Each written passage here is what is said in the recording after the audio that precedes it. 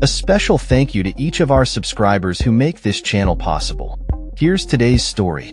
In a significant display of political fervor, Vice President Kamala Harris addressed a packed crowd near the White House on Tuesday, urging Americans to reject former President Donald Trump's divisive rhetoric and embrace a future rooted in unity and progress.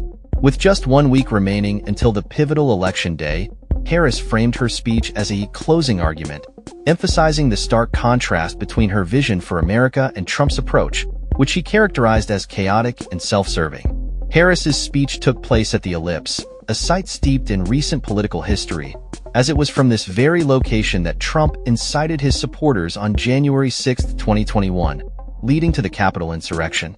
The vice president reminded her audience of this dark chapter, stating, "Look, we know who Donald Trump is.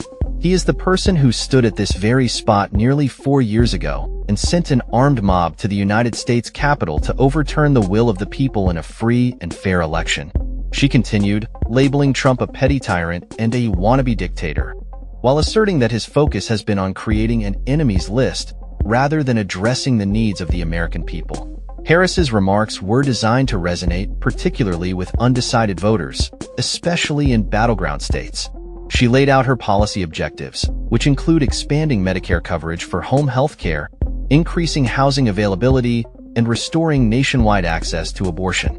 The vice president's call to action was underscored by her promise to listen to all Americans, regardless of their voting preferences, and to work tirelessly to build consensus and enact meaningful change.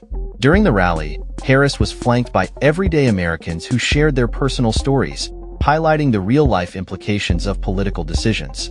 Among them was Amanda Zarofsky, who recounted her near-fatal experience due to Texas's strict abortion laws, and Craig Sicknick, brother of Capitol Police Officer Brian Sicknick, who died following the January 6th attack.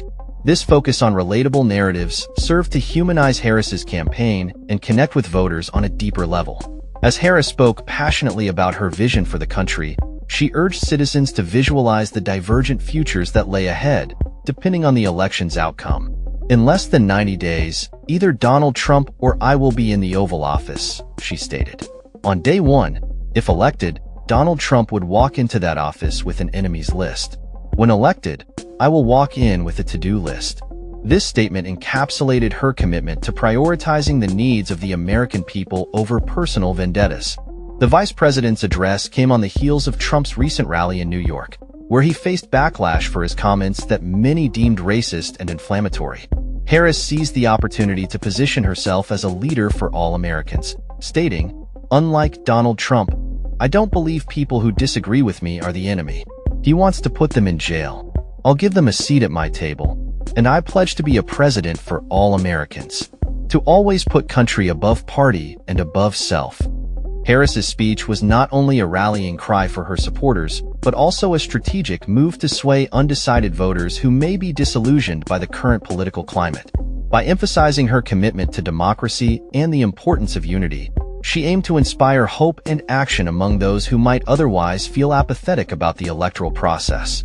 As the event unfolded, the atmosphere was electric, with supporters spilling out toward the National Mall. Among the attendees was 78-year-old Ruth Chiari, who expressed her belief in the importance of the upcoming election, stating, "We're either going to have an autocrat or freedom." This sentiment echoed throughout the crowd, as many recognized the stakes involved in the election. Harris's campaign has strategically focused on key issues that resonate with voters, particularly women and marginalized communities, in the wake of the Supreme Court's decision to overturn Roe v. Wade. Her appearance alongside pop icon Beyoncé in Texas was part of a broader effort to engage voters in traditionally Republican strongholds, highlighting the urgency of the upcoming election.